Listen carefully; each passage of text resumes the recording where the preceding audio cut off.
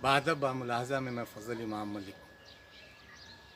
बिहार की बातों में नीतीश कुमार के एक तुगलकी फरमान का जिक्र करना बेहद ज़रूरी है। एक शेर है कि आवाज़ों पे पहरा है, हर चेहरे पे चेहरा है।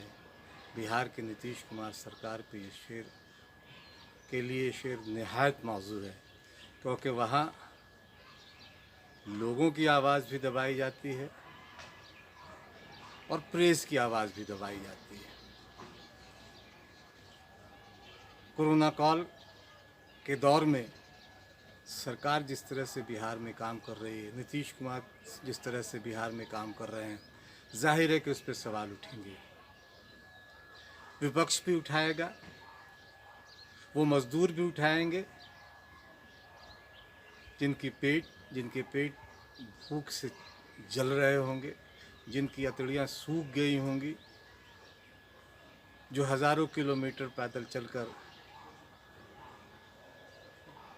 सफ़र में होंगे या जो दूर दराज कहीं फंसे हुए होंगे। सवाल तो उठेंगे। सवाल इसलिए भी उठेंगे क्योंकि सत्ता में वो हैं, 15 साल से हैं, और इन 15 सालों में उन्होंने बिहार में और बिहार का कितना भला किया, इस कोरोना ने बता दिया है कि बिहार में कि मूलभूत सुविधाएं देने में सरकार कितनी नाकाम और निकम्मी रही है। न रोज़गार मुहैया कराए, शिक्षा तो खैर उनके एजेंडे में कहीं ऊपर है ही नहीं। न रोज़गार मुहैया कराया, न किसानों की सुध ली, न शिक्षकों की सुध ली, न ही युवाओं की सुध ली। सुध ली तो सिर्फ कि सरकार कैसे बची रहे, सरकार कैसे सुशासन का दावा करते हुए अपनी पीठ थपथपाते हुए कैसे चलाए जाए, इसकी सुध ली। भाषणों में वो ज़रूर कहते रहे कि वो 3C करप्शन, कम्युनलिज्म और क्राइम से समझौता नहीं करेंगे। बिहार में आज ये तीनों C अपने उफान पर है। आवाज़ें उठती रही, विपक्ष उठाता रहा। अखबारों में बहुत कम खबरें छपती रहीं, क्योंकि अखबारों पे एक अलग तरह का सेंसरशिप वहाँ पिछले 15 सालों से लगा हुआ है।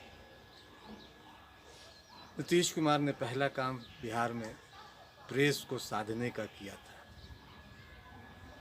उन्होंने बाकायदा अपनी खुफिया एजेंसी को अखबार के दफ्तरों तक में बिठा दिया था, या लगा दिया था कह सकते हैं, कि विपक्ष की कोई खबर सलीके से न छपे। बेहतरीन ढंग से जिस तरीके से खबर का मिजाज हो, उस तरीके से खबर नहीं छपे। खबर कहीं किसी अंदर के पन्ने में लग जाए तो ठीक है, और ना लग, सब चाहते तो ये थे कि वो खबरें ना छपें। बहुत कोशिश बहुत हुई और की जाती रही, अभी भी बहुत सारे मौखिक आदेश अखबारों और चैनलों को दे रखा है उन्होंने कि कितनी खबर विपक्ष की छापनी और कितनी उनकी, कितने कॉलम की, और फ़ोटो के साथ कहाँ डिस्प्ले होना, ये सारी चीज़ें। दरअसल वो एक अवैतनिक संपादक के तौर पर ही वहाँ काम कर रहे हैं। मुख्यमंत्री तो है ही वो नीतीश कुमार जी, लेकिन वो एक अवैतनिक संपादक और एक अघोषित संपादक के तौर पर भी काम करते रहे हैं, पत्रकार मित्रों का ये कहना है। और जो खबरें देखते हैं उससे भी लगता है कि वो अखबारों पे उनका कितना नियंत्रण है, चैनलों पे उनका कितना नियंत्रण है। हाँ, वो विचलित तब हो जाते हैं जब अखबार वाले या मीडिया वाले कभी कभी उनके ख़िलाफ़ कुछ हैं।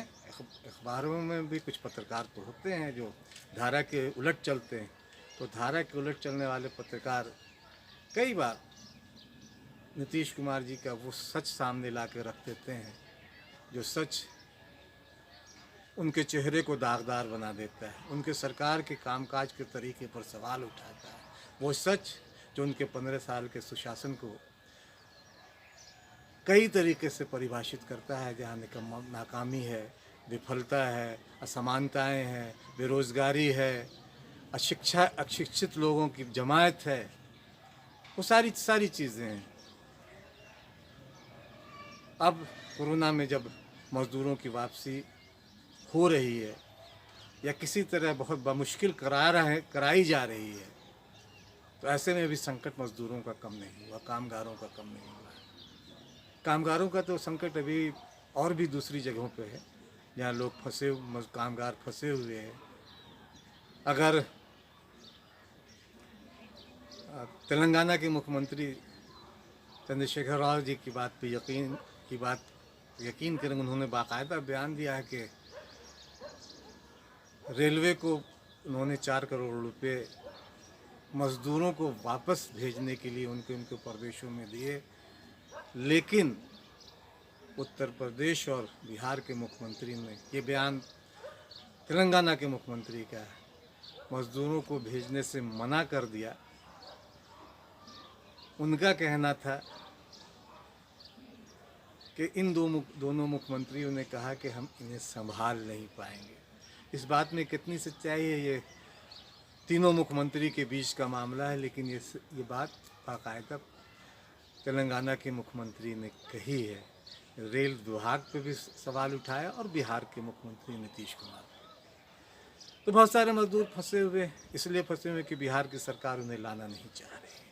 हालांकि वो कह रही कि रेल का भाड़ा दे देंगे, रेल का किराया दे देंगे। 21 दिनों के बाद नीतीश कुमार ने बाकायदा वीडियो संदेश जारी कर इसका ऐलान किया, लेकिन अभी बहुत कुछ होना बाकी है। बहुत सारी चीज़ें कागज़ों पे है, घोषणाओं में है, वादों में। और वादों का क्या, वादे तो नीतीश जी शिक्षा को भी लेके करते रहे, स्वास्थ्य को भी लेके 15 साल तक कर ही रहे हैं, लेकिन क्या हाल है शिक्षा, स्वास्थ्य, रोज़गार का, ये हम तमाम लोगों को पता है। लेकिन ये अभी आज जो एक तुगलकी फरमान उन्होंने जारी किया है, ये फिर प्रेस की आज़ादी पे ख़तरा है। अभी 2 दिन पहले ही हम लोगों ने, पूरी दुनिया ने विश्व प्रेस स्वतंत्रता दिवस मनाया। हाँ, ये ज़रूर है कि नीतीश कुमार जी ने इस दिन भी कोई ट्वीट नहीं किया, चूँकि उन्हें प्रेस की स्वतंत्रता पे बहुत ज़्यादा यकीन न पहले था न अब है। तो जो आज उन्होंने, उनकी सरकार ने जो फैसला लिया, वो अब सचमुच सकते में डालने वाला है। दरअसल मुंगेर के डीएम है राजेश मीना जी, उन्होंने एक बाकायदा सर्कुलर पत्र जारी कर कहा कि क्वारंटाइन सेंटर में मीडिया का कोई भी व्यक्ति नहीं जा सकता। यानी उन्होंने बाकायदा पाबंदी लगा दी है मीडिया को क्वारंटाइन सेंटर पे जाने पे, मीडिया की। और उन्होंने अपने पत्र में उल्लेख किया है कि ऐसा मुख्य सचिव के आदेश के बाद किया जा रहा है। यानी ये सरकार के आदेश, यानी नीतीश कुमार जी के आदेश के बाद ये फैसला लिया गया है कि जहां मजदूर क्वारंटाइन में रखे गए हैं, एकांतवास में रखे गए हैं, वहां कोई भी मीडिया का न जाए, क्योंकि वहां मजदूरों को जिस तरह से रखा गया है, उनके खाने की व्यवस्था जिस तरह से हुई है, वहाँ जिस तरह से सांप घुस रहे हैं, वहाँ जिस तरह सोने का उनका इंतज़ाम नहीं है, जब वो सच सामने आ रहा है, तो जाहिर है कि ये तिलमिला गई है सरकार। अपनी नाकामी को छुपाने के लिए उसने ये आदेश दिया है। हुआ ये कि नवादा में पिछले दिनों जहाँ मजदूर रखे गए हैं, वहाँ खाने को लेकर हंगामा हुआ। विपक्ष के नेता तेजस्वी यादव, राजद के नेता तेजस्वी यादव ने बाकायदा इसको ट्वीट कर कहा कि क्वारंटाइन सेंटर पर न तो खाने का बेहतर इंतज़ाम है, और जो खाना मिल रहा है उसमें भी कीड़े पड़े हुए हैं। वहाँ के अखबारों में भी ये खबरें छपी, खबरों में तस्वीरें भी छपी। जाहिर ये खबरें सुन के नीतीश कुमार इस तरह की खबरों के आदी नहीं रहे। ये खबरें उन्हें विचलित कर गई। उन्हें लगा कि उनका जो पूरा खेल चल रहा है, कोरोना के बीच ही सारा जो खेल चल रहा है, वो खेल कहीं ख़राब ना हो जाए, दागदार, और उनका चेहरा दागदार ना हो जाए, तो उन्होंने तुरंत ये आदेश जारी करवा दिया कि कोई मीडिया का ना जाए। सिर्फ नवादा ही नहीं, कटिहार, वैशाली, पटना में खूब हंगामा हुआ।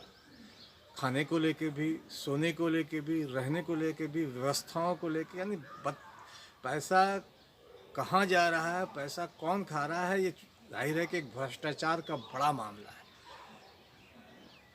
खाने को लेकर बातें हो रही कि हम मज़दूरों को खाना दे रहे हैं, पैसा भी देने की बात कही है, लेकिन ये भ्रष्टाचार का बड़ा मामला है इस पे इसकी निष्पक्ष जांच ज़रूरी है। तो सवाल उठ रहे हैं, सवाल अब कल ही एक बांका में बेलहर है, एक जगह है, वहाँ के क्वारंटाइन सेंटर में सांप घुसा हुआ है। इसे तो रालोसपा के अध्यक्ष उपेंद्र कुशवाहा जी ने भी ट्वीट किया। यानी विपक्ष आवाज़ उठा रहा, विपक्ष भी, क्योंकि विपक्ष का एक बड़ी भूमिका है उन कामगारों के लिए जो दूसरे प्रदेशों से ला के रखे गए हैं, उनकी सुविधाओं का ध्यान रखना। अपने तरीके से सारा विपक्ष अपने अपने तरीके से काम कर भी रहा है। जो लोग फंसे हुए हैं दूसरी जगह, वहाँ के भी मज़दूरों को सुविधाएं मिली, इसका भी ख्याल रख रहा है। लेकिन सरकार को जितनी शिद्दत के साथ उनकी पीड़ा को समझनी चाहिए तो वो शिद्दत कहीं दिखाई नहीं देती। औपचारिकता ज़रूर है, ये औपचारिकता नीतीश कुमार में भी है और उनके पूरे सरकारी अमलों में भी है। बस एक खाना पूरी करने की कोशिश के किसी तरह से लाओ और लाके मज़दूरों को क्वारंटाइन सेंटर में रख दो। बाकी भगवान भरोसे, राम भरोसे सरकार चल ही रही है। क्वारंटाइन मज़दूर कब तक बोलेंगे, चीखेंगे, चिल्लाएंगे, फिर चुप हो जाएंगे। आरोप तो ये भी है कि जिन मज़दूरों को बसों से क्वारंटाइन सेंटर ले जाया गया, उन्हें बसों में ठूंस कर ले जाया गया। कोई सामाजिक यानी शारीरिक दूरी का ध्यान नहीं रखा गया, न सोशल डिस्टेंसिंग। खाली भाषणों और प्रवचनों में तो अच्छा लगता है, नीतीश कुमार खूब देते हैं, बोलते हैं, लेकिन जिस तरीके से उनके साथ जो बाहर से लाए गए लोग हैं उनके साथ व्यवहार किया जा रहा है, वो भी बहुत परेशानी में डालने वाला है। छात्री आए आरा से, लाखों रुपए खर्च करके आए वो, उन्होंने अपनी आप बीती बताई। तो सूरत से लेकर सतना तक भी संग्राम है, सड़कों पर संग्राम पसरा हुआ, लेकिन नीतीश कुमार पीठ थपथपा रहे हैं।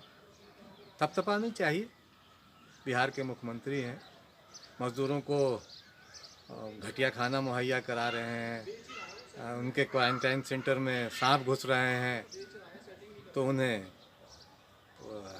पीठ अपनी थपथपानी चाहिए। लेकिन मीडिया पे पाबंदी सचमुच बहुत बड़ा सवाल करता है। क्या बिहार के में सच दिखाने और सच बोलने पर पाबंदी है? ये फिर साबित हुआ।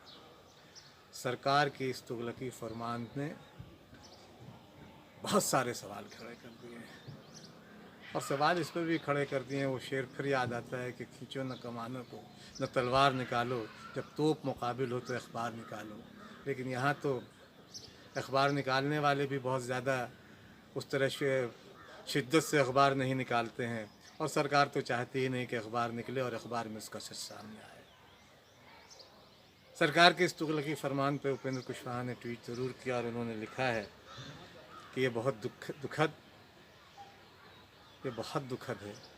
और दरअसल सरकार अपनी नाकामी को छुपाने के लिए उसने ये तुगलकी फरमान जारी किया है। इसे तत्काल वापस लेना चाहिए और लिया जाना चाहिए। सही कहा है उन्होंने